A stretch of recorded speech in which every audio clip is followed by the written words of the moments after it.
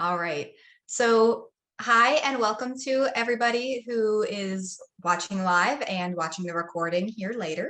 I am June Smalls. I am the author of fiction and nonfiction books. Today, I'll be talking primarily about my newest book, He Leads, which is about the mountain gorilla, the gentle giant, which is the second in the leadership series. Got my natural leaders. So we have He Leads, which came after She Leads, the Elephant Matriarch. And I also write fiction and nonfiction, like Odd Animal ABCs or things you might find in your library, um, wild animals, ancient history. It's all good. I love it all. So today, again, I'm talking primarily about He Leads. And He Leads follows a lyrical journey following the silverback gorilla. And the silverback gorilla has a lot of responsibilities in his leadership role of his troop. So they are responsible for navigating and leading the family physically through the mountains and the dense foliage to help them find food. He's got to keep them safe from predators. He has some amazing skill sets, aside from being big, powerful, and just downright awesome. They're also shockingly gentle and shy creatures. They're so shy and so good at moving silently that it was really hard to study them for a while and find them, even though they are just absolutely enormous creatures.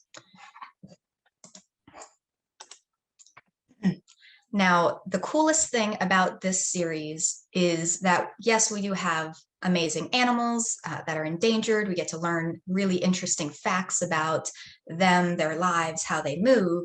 But these books are also great bridges into other conversations. You can have conversations about the very obvious things: eco-friendliness, conservation, poaching, but also on a different level, there's a great opportunity to talk about leadership and what makes a good leader and what skills that good leaders need and why different types of leadership work in different situations for humans, and also different habitats for animals. So, for example, the elephant in She Leads, it's a matriarchal society, it's female-led.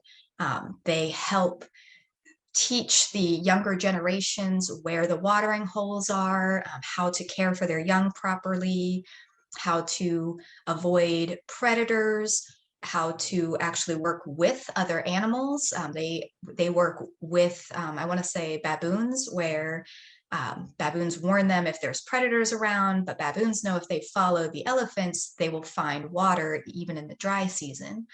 And so they have certain skills that work best in their habitat and for their size and stamina. They're very intelligent, very vocal in their communication, very interesting creatures. And in He Leads, they have some different needs for their leadership. So in He Leads, the silverback can actually emit a scent that is a warning, a silent warning to his entire troop that there might be something dangerous around. So they can silently fade back with their dark fur into the shadows of the trees and the mountains and hide, rather than where an elephant and their group would stand strong against threats. They would encircle their young. So they have different needs for their different situations. They have different predators. Elephants have almost no predators other than humans for any healthy adults. They're just too large. The babies and anything that's sick or injured or just very elderly, then they have risks. But with gorillas, they've got big cats that will attack them. So they have a more frequent threat. So it's a great conversation starter with children. Why does this work well, and what makes them a good leader? They all need to be protective, caring. They need to be smart and patient. There's a lot of different things and skill sets that are important in all the situations. Now, I talked briefly about this. The cool thing with the gorilla book with He Leads is the conversations you can have about communication. So gorillas are not nearly as vocal as elephants. They do a lot of grunts and growls. They do chest beats, which is not just a sign of aggression, but actually a way they communicate their size to rivals. So two gorillas might, they do their big chest beats, they've got those air sacs in their chest, and the larger the gorilla, the more different the sound. So the smaller gorilla will be able to say, it is not worth fighting with you. I don't want to risk injury and burning all those calories that I worked so hard to consume all day. Not worth a fight. So they actually fight less because of this form of communication. Also with gorillas and other animals, there's lots of animals to use, but for this example, they have lots of nonverbal things, the baring of the teeth, which is a warning, standing up and throwing things, which, it's a form of communication. So it's great with every young age to have games and interactions as to body language and expressions and how we express ourselves when we can't do it with words, or we just don't know the proper words, or we don't even think about it. We're expressing ourselves day to day. So in the educational materials for both he leads and she leads, there's information about communication, but the gorilla ones are super fun, especially for the younger ones, because there's fun art that you can do. There's games that you can play to express that communication and have them guess what what this gorilla is feeling, if it's got the frowny face and the worried eyes, or if it's big and happy. Obviously, humans and gorillas are a little different. We bare our teeth to show you that we're happy. They do it to say, hey, back up, I'm big and scary. Also, these books are great for talking about family structure, because these are groups of animals. They're social animals, like humans are social animals. But for she leads, the elephant matriarch, it's pretty much all females living together, working together. Your auntie, your cousin, they're all helping to raise the young. Whereas with the silverback and his gorilla troop, he's one male and he's the primary caretaker of the group, but there are multiple males. He has first dibs on the females. He gets his pick in choosing to mate with animals, but he is or with the females, but he is not the only male who might be siring offspring.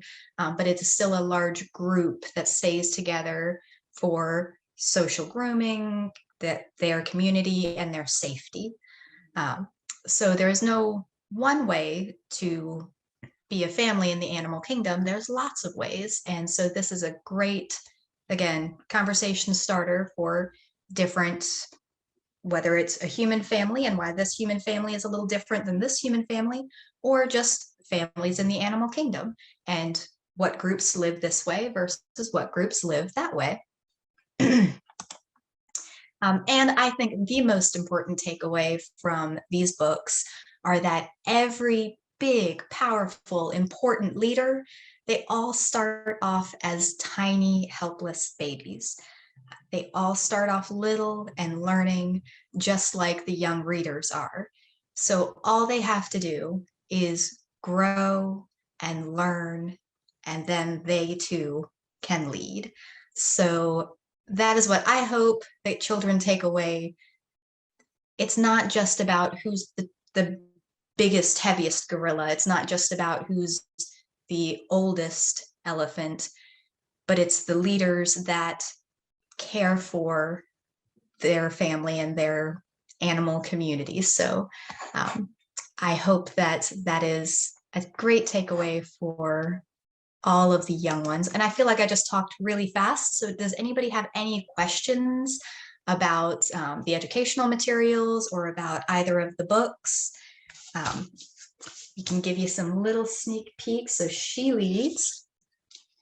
If there's no questions, I can show that there's great talks about journeying to watering holes. That's their main job, is they find lots of water and other animals follow them. Not too many predators, but also Yumi Shimokawara is the illustrator, and ridiculously amazing art.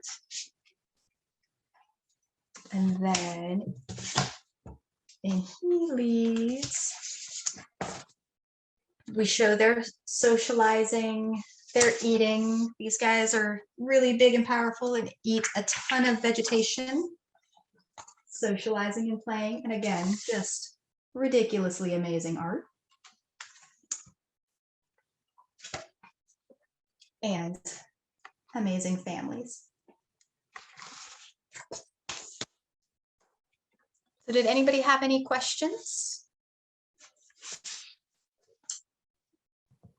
Nothing at the moment.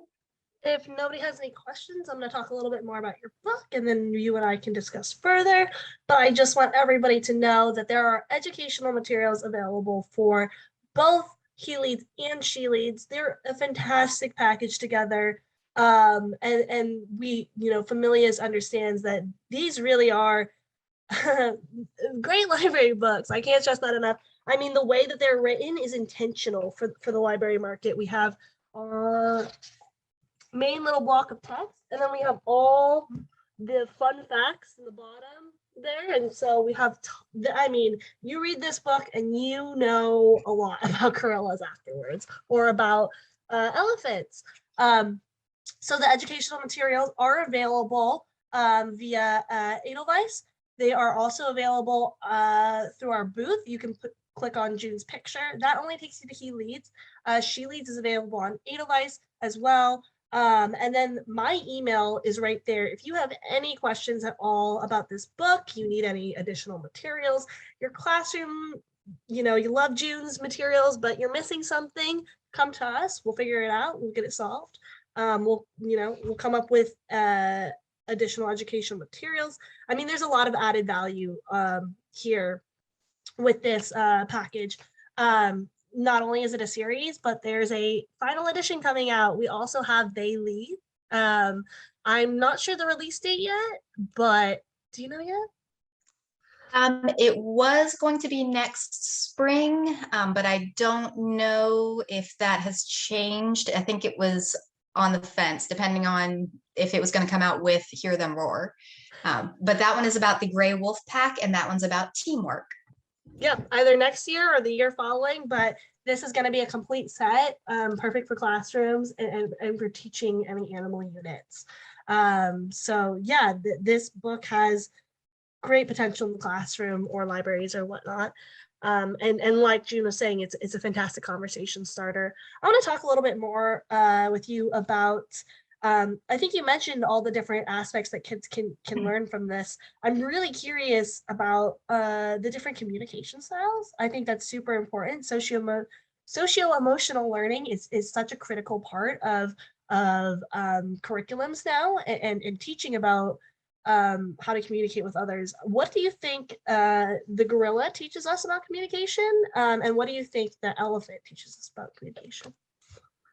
Well, there is information in both of the educational guides. With elephants, we don't even 100% as scientists know all the ways they communicate. They make sounds that are too low for humans to hear, but they do communicate very broad. They can, in perfect conditions, they can span for miles and talk to extended family or family that's been separated or potential mates.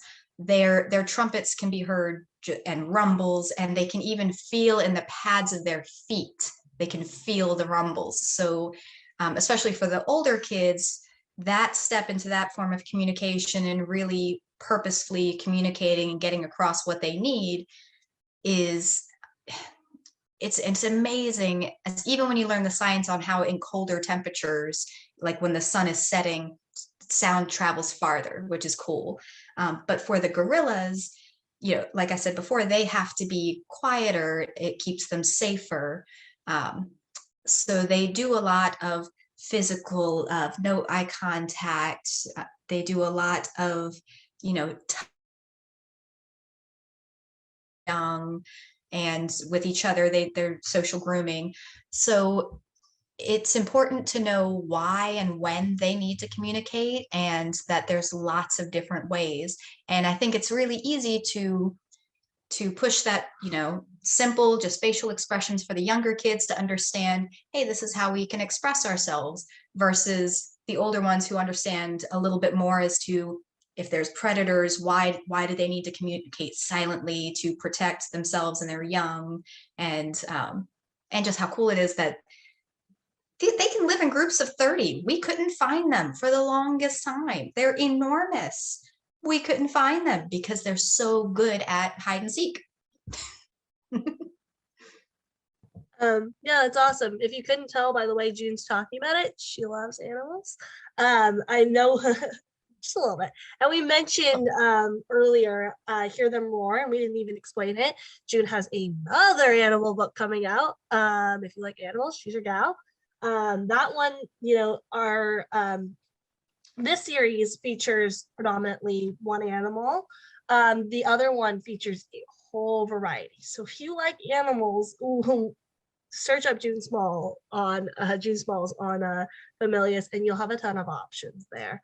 All beautifully illustrated. Well, and Hear Them Roar is a novelty book. You can actually hear all of the booms, the squeaks, the chirps, the songs, the howls of, I think it's 14 different endangered animals. And that one's a little bit more in depth. It really talks about the different levels, critically vulnerable, endangered, extinct. But these are all currently still alive, still existing. And also it talks about how they communicate and what humans are doing to help them so that they do not go extinct. Yeah, awesome. Yeah. One thing, moving on, one thing I wanted to point out, I mentioned it earlier that these were really made for libraries because of the way that they were written and designed. I also want to point out that this is a great chance to expand a kid's vocabulary. June uses a lot of big words here where kids can easily interpret what those big words mean through context. So this is a really good tool for getting kids to expand their vocabulary, moving from that early reader stage into more of an advanced reader. Can you talk to us a bit about, like I'm saying, it's made for libraries. What was the process behind creating something that you knew was going to be an educational tool? What differences did you see from some of your other books that aren't specifically for that? How did you cater it to librarians and teachers? Well, I definitely loved, once I chose to go with that kind of dual narrative. So we have the really light, brief, lyrical story. So, he is the king, he leads his troop. And it just goes very, I don't want to say staccato, but it's very brief for the younger readers, or for that time when you have some short attention spans and you're not going to be able to have a 15-minute story time, you're going to have a 5-minute story time. So you don't have to read the nonfiction sidebars that are on each spread. But for the older readers, for the more advanced groups, and for the ones that are quietly sitting and ready to listen and learn more and curious, then you have those nonfiction sidebars on each spread that just delve a little bit deeper with information about, their eating habits, their travel, their communication, their sizes, colors, all the reasons that they have different adaptations. So it was a very thought out reason for how this can work across ages and across attention spans, because sometimes kids are just wiggle fidgets and we don't want to sit still. Yeah, I love that. I didn't even think about just reading the big text as well, because that is a great way. I mean, parents are busy. Sometimes you do want to shorten story time, so it's a fantastic way to do it. I think the last thing I'm going to ask you is about Familius itself. How did you, and I'm not even sure this answer, so I'd love to hear, how did you find Familius? Why Familius over any other publishing house? Why do you continue to publish with us? Well, I actually had more than one offer when I was submitting She Leads. Both were roughly the same size press. One published a little bit less each year, but Familius just got it. Poor Christopher, that when I first talked to him, I was nervous nervous as a long-tailed cat in the rocking factory. Like it was just, I barely spoke, I think, but he understood that I really wanted this to be realistic, and beautiful and artsy and educational. And I wanted so much packed into these, and he saw what I wanted. And it's been really cool to be able to interact with, the illustration process as well. For example, with She Leads, when we first saw the initial sketches, I saw the beautiful ears of the elephants, but I was able to say, hey, cool nonfiction fact, when we're identifying these animals in the wild, the specific individuals, we use the tears in their ears, kind of like a fingerprint. And they're not all from like major injuries. Most of those little tears just come from years and years of branches being pulled by their trunks and brushing by, and they get little tiny tears in their enormous ears. And so Yumi was able to, you can follow the female, the matriarch with her one big tear in her ear, and you can differentiate her from the other elephants throughout the series. So it was really cool to be able to, especially with nonfiction, because I'd already done so much research, to be able to say, hey, here's a cool fact, can we implement that?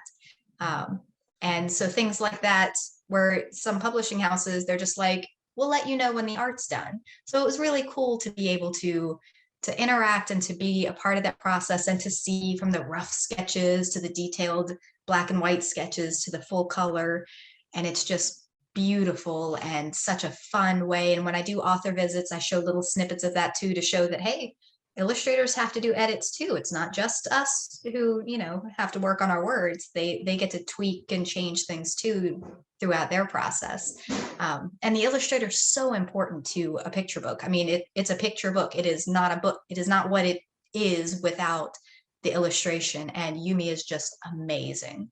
So love that, and love working with Familius in that way.